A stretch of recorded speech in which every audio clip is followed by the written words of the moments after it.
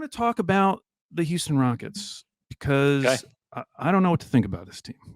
They start off the season with a 30-point loss in Orlando, and I'm thinking, same old Rockets, these guys. All those offseason moves just to be garbage again. And then they Yeah. drop their next two to the Spurs and Warriors. And at this point, I'm on Tankathon. I'm seeing if OKC can land the top 5 protected Rockets pick right at pick number 5.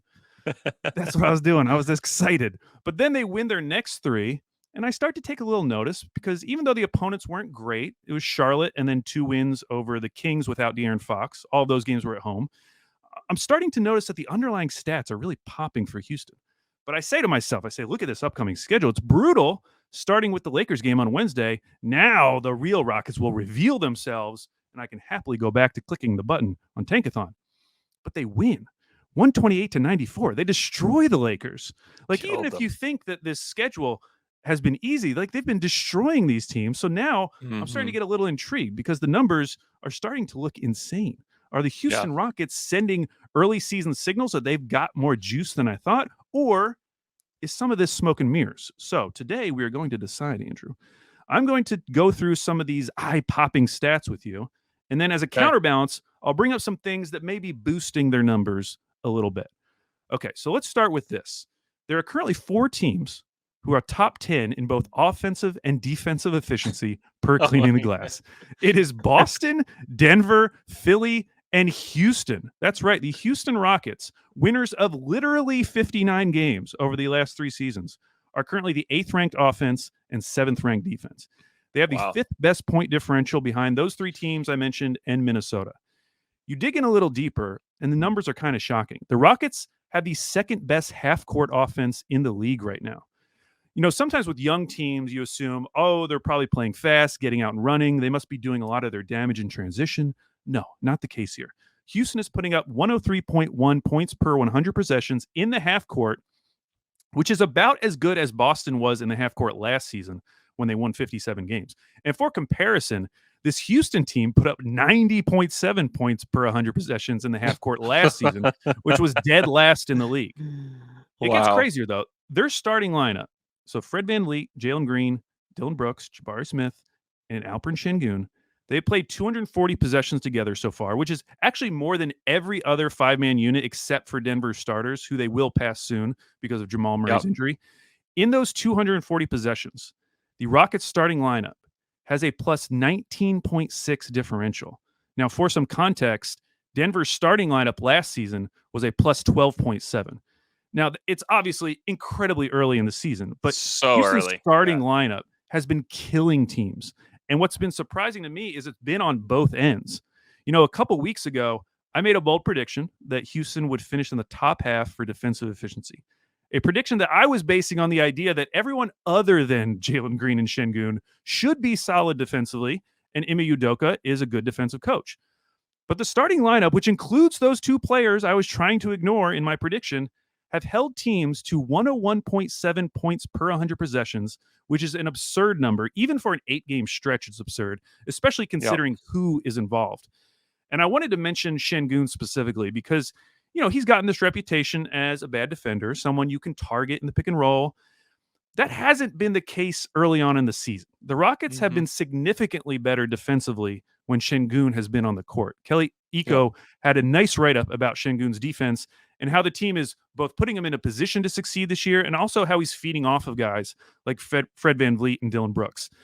And, I was watching the Lakers game, and it's not like, he's Rudy Gobert all of a sudden. Like, you can still see the Sure. limitations. Like, he still barely gets off the ground when he's trying to block some of these attempts at the rim. You can still beat him off the dribble if a small guard has, a lot of juice behind him. And those long-term questions about how his defense will hold up in the playoffs, that's likely going to continue until we see it. But for right now, Mhm. like, who cares? We're talking about a team who was truly awful defensively for 3 years, Yep. finally finding a rhythm defensively, and they're finding that rhythm with the players everyone was worried about being on the court.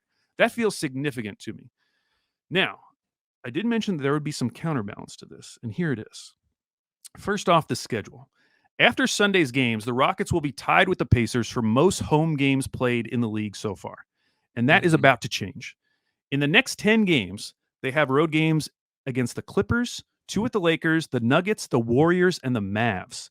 They actually play Yeah. the Nuggets 3 times in their next 10 games.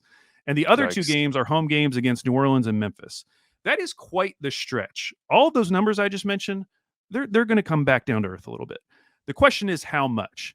Like how much of these early season signals are real? Can the Rockets go 5-5 in that stretch, which I think would be wildly impressive? Even something like 4-6 would feel like a win for the Rockets. The Mm-hmm. second thing to mention is the Rockets have been beneficiaries of some early season shooting luck. Opponents are currently shooting 24.4% on corner threes against the Rockets, which is kind of incredible. Last year, as a comparison, Denver's opponent shot the worst from the corners, 35%. Again, Rockets opponents right now, 24.4% from the corners. That number is going to come up. Meanwhile, on the other end, the Rockets are shooting 39% as a team from three. Dylan Brooks, Jayshawn Tate, and Jalen Green are all shooting over 45% from three. And all three of those guys shot under 34% from three last season. Now, they may have all improved, but probably not that much. And you look Mm-hmm. across the roster, everyone who is taking threes is making threes, other than Amen Thompson. So, with all that said, I do think I might believe in Houston, not like as a playoff lock or anything, but I look at the Western Conference right now, and as of today, I feel way better about them than teams like Memphis, Utah, San Antonio, Portland. Like, just based on that, I've already got them in the 11th spot. So they're in play in range in my head. I continue to believe that their defense is going to be the thing that is real for them this season.